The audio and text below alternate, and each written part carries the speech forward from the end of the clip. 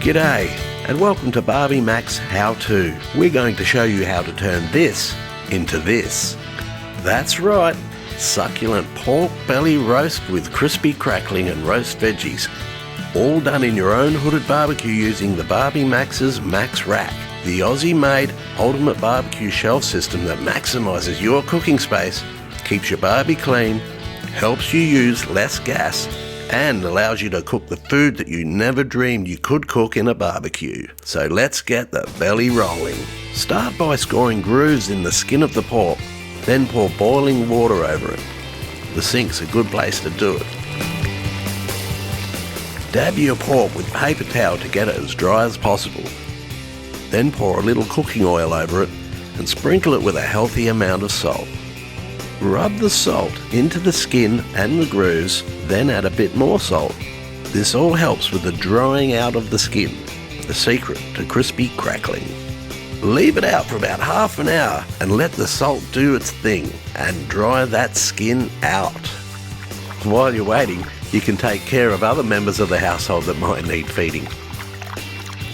Place your meat on the baking tray lined with some baking paper or a grill mat and head out to your barbie. Place your Max Rack on top of the grill and put the tray on the top shelf. Put your hood down and leave it to cook on full for about 20 minutes to crisp up that skin. Reduce the gas to low and place a tray on the lower shelf to stop the bottom of the roast burning and distribute that heat evenly. We call this an indirect cooking method. Cut up some potatoes, pumpkins, zucchini or whatever veggies you want to roast and coat them with a little oil. We're up to about 40 minutes cooking time now, so you can add the veggies onto that bottom tray, keeping the gas on low. Find something else to do for about 15 minutes.